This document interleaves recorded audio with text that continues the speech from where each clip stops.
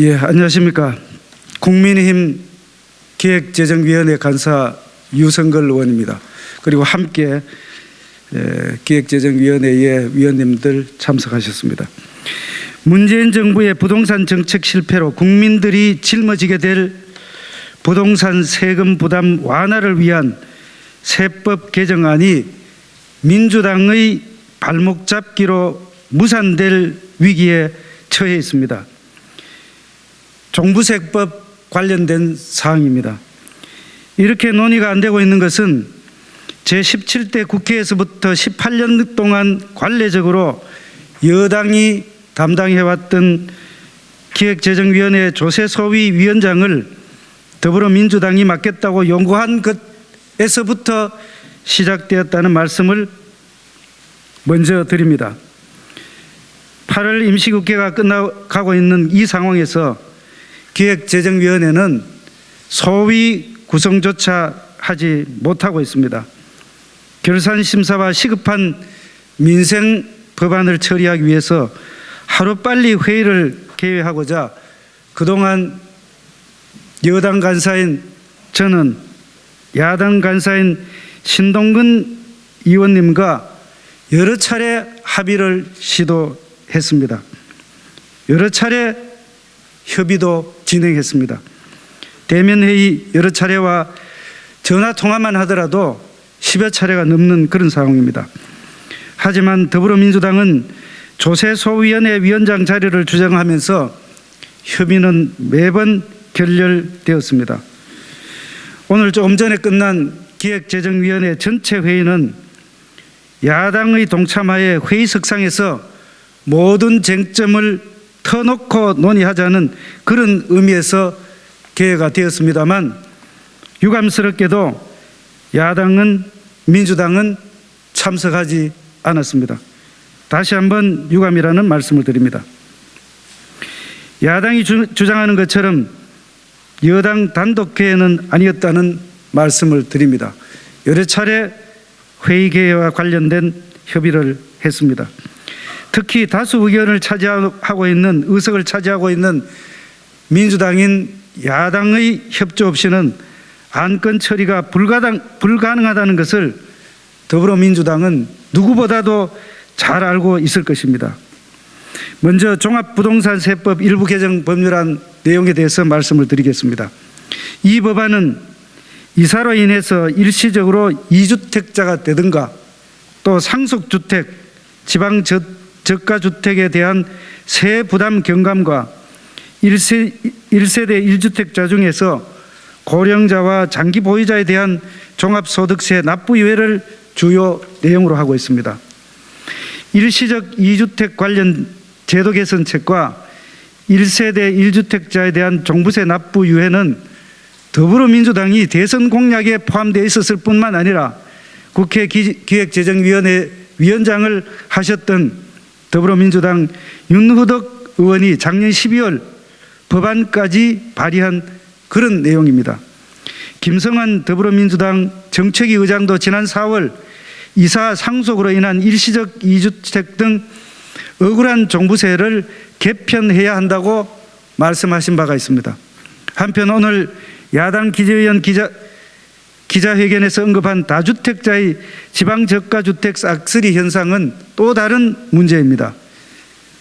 이번 종부세법 개정안과 직접적으로 관련이 없다는 말씀을 드립니다. 개정안은 1세대 1주택자에 한해서 지방저가주택 구입의 경우에 특례를 주자는 것입니다. 다주택자는 아예 해당도 되지 않는다는 말씀을 드립니다. 다음으로 조세특례제한법 일부 개정 법률안에 관련된 사항입니다. 금년 2022년에 한해서 1세대 1주택자에게 추가 공제를 적용하는 것을 주요 내용으로 하고 있습니다. 불과 5개월 전인 지난 3월 민주당 여당일 때 발표한 1세대 1주택 보유세 부담 완화와 같은 맥락이라는 말씀을 드립니다. 당시 더불어민주당 조홍천 비대위원은 1세대 1주택 보유세 부담을 2020년 수준으로 환원하겠다고 말씀하신 바가 있습니다. 또한 김성환 정책위 의장도 1세대 1주택은 2020년 공시가격을 활용해서 보유세 부담이 늘지 않도록 문재인 정부에 요청한 바도 있습니다. 이렇게 더불어민주당 지도부까지 나서서 주장을 했고 법률안을 제출한 사안을 두고 부자 감세라는 자극적인 프레임을 씌우는 저희를 저는 도저히 이해할 수가 없습니다. 과거 더불어민주당은 그때 주장했던 그 말을 그대로 한다면은 부자 감세를 추진한 것입니까? 이번 종부세법 개정안의 내용이 제대로 집행되기 위해서는 국회가 늦어도 8월 말까지는 종합부동산세법 일부 개정 법률안과 조세특례제한법 일부 개정 법률안을 개정을 해야 됩니다. 이 사실은 정부가 더불어민주당에 수차례 설명을 한 사항입니다. 개정 시한을 넘기면 9월에 실시되는 국세청의 사전 안내문 발송과 납세자의 과세특례 신청 절차가 제대로 이루어지지 않아서 사실상 세정마비 수준의 대혼란이 발생할 것입니다. 11월에 국세청은 40만 내에서 50만 명의 국민에게 세법 개정 사항을 제대로 반영하지 못한 오류가 있는 고지서를 송부할 수 있을 가능성이 높아집니다.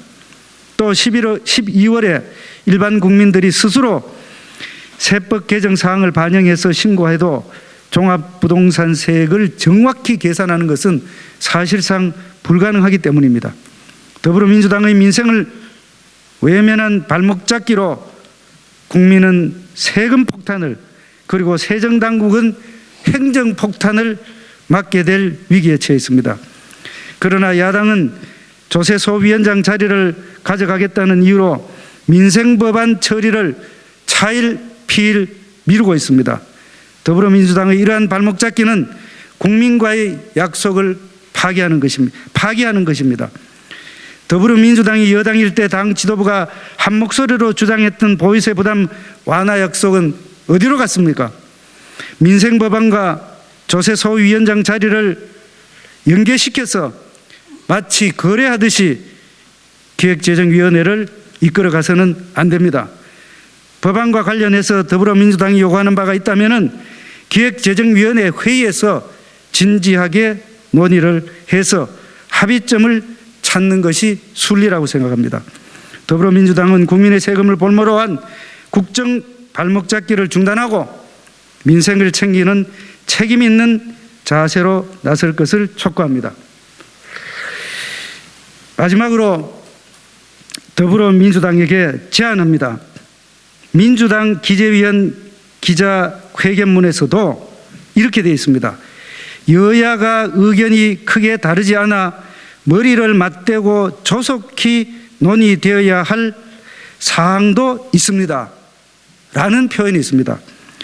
그래서 우리 국민의힘 기재위원 일동은 민주당의 이 제안 부분과 그리고 1세대 1주택자의 기본공제 추가 부분을 함께 논의하기 위해서 아무런 조건 없이 기획재정위원회를 개최할 것을 제안합니다.